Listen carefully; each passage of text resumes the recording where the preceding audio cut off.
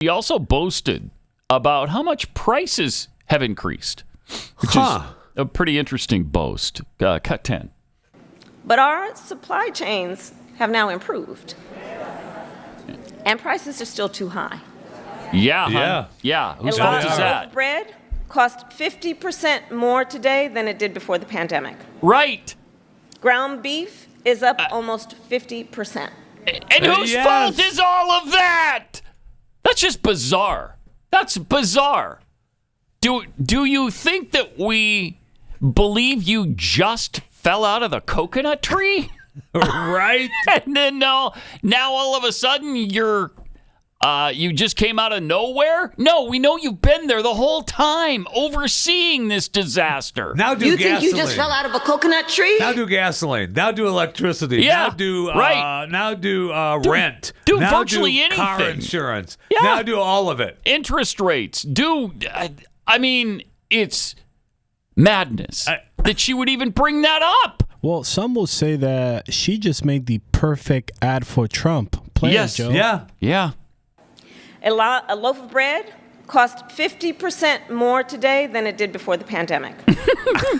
Ground beef is up almost 50%.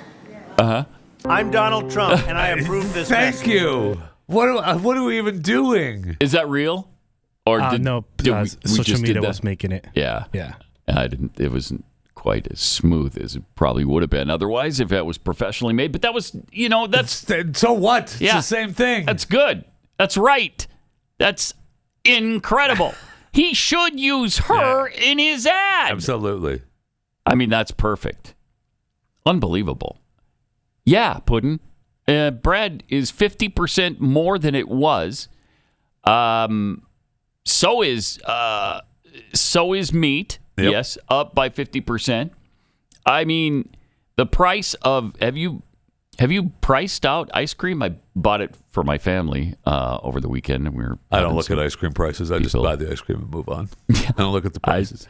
I haven't looked for a really long time, but because I bought it, I just checked. I happened to check the price when it came up on the screen. $3, right? $3.95. No, it was $8.64. That's I mean, for a I'm gallon sure of ice cream. You probably bought Bluebell. Yeah, that's what. So you get the half gallon. it's almost $9. Yeah, it's almost $9. Yeah. Like, I'm glad I don't eat that stuff anymore because Me too. be out of house and home. Me I mean, that's too. crazy. Seriously though, that's nuts. No, it's That's nuts. It used to be when I was buying it a year and a half ago, $6. yeah. I mean, It's gone up to $9. It's just another example of seriously. Wow. When you walk out of the grocery store and you have 2 bags in your hand and it was $80. Yeah, right. And you're like, Wow. what did I buy? Yeah. Not much. Not much. It's outrageous. And if you go, I mean, even if you go to the big box stores, Sam's or Costco, because you're saving money, you're not walking out of there with stuff that you need for your house for under $400 or $500. Right. I know. And that's just everyday survival items. Yeah. Well, I mean, you may be able to get by without a few of the items that you purchase. But it doesn't matter what you buy. Correct. It costs more than it did under Trump.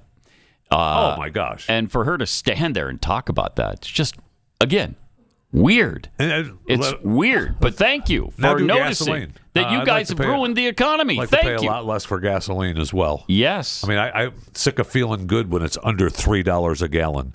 Oh, I only paid $2.96. Oh, I know. Yeah. We've all been tricked into yeah. that. Yeah. Yeah. Hey, I got a really good price, $2.89. Yeah. $2.89 a gallon. We forget that under Trump, the last day of the Trump administration, it was like $1.87. Yeah. So I mean, there were times during the pandemic when it was, $1.20, Oh, yes. $1.15 for regular gas. I mean, those days aren't coming no, back. they are not. So we've got Kamala with some of the highlights of her Yep. speech over the weekend. All right, here it is. Our country has come a long way since President Biden and I took office. That's for Yes, sure. they A have. loaf of bread costs Oh, she's gonna break down this 50% again more now. today than it did before the pandemic. Ground beef is up almost 50%. And whose fault is that? How is she And I using know- this I don't as a know. talking point? I don't know. Ownership I don't know. means it's more than a financial transaction. It's so much more than that. It's more than a house. Right, Home yeah. ownership and what that means, it's a symbol of the pride that comes with hard work. It's financial security. It represents what you will be able to do for your children.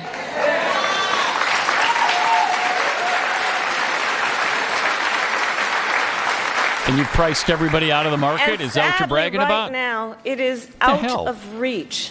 Yeah, for far yes. too many American families. Unbelievable. There's a serious Weird. housing shortage. In many places, it's too difficult to build, and it's driving prices up. Wow. So now, Some weird stuff.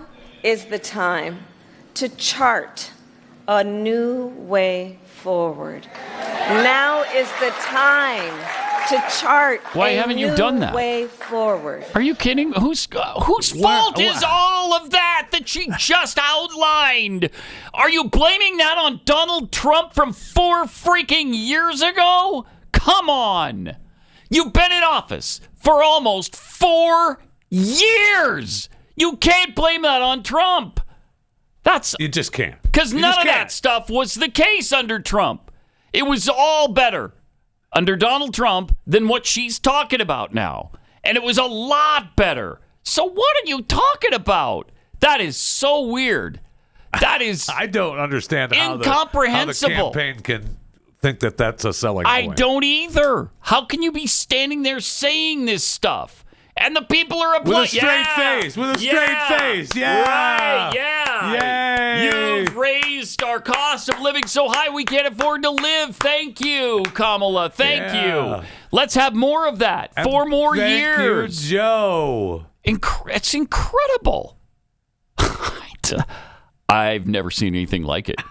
It's an administration that is working against itself. It's incredible. Now, she was asked before this speech, Wow. she was getting off, and she was asked, they actually said, hey, how are you going to pay for all of this? And she gave some, I think we have the clip. Well, I don't know what cut it is. She gave some long-worded answer.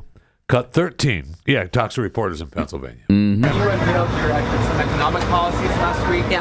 Can you explain how you're going to pay for those? And can you give us a sense of what other policies you want to unveil going forward? Sure. Well, I mean, you just look at it in terms of what we are talking about, for example, around children and the child tax credit and extending the EITC.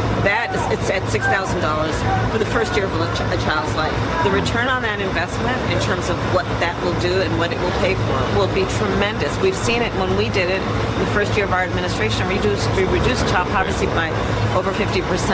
So that's a lot of the work. And then what we're doing in terms of the tax credits, we know that there's a great return on that investment. And when we increase home ownership in America, what that means in terms of increasing the tax base, not to mention property tax base, what that does to fund schools, again, return on investment. I think it's a mistake for any person who talks about public policy to not critically evaluate how you measure the return on investment.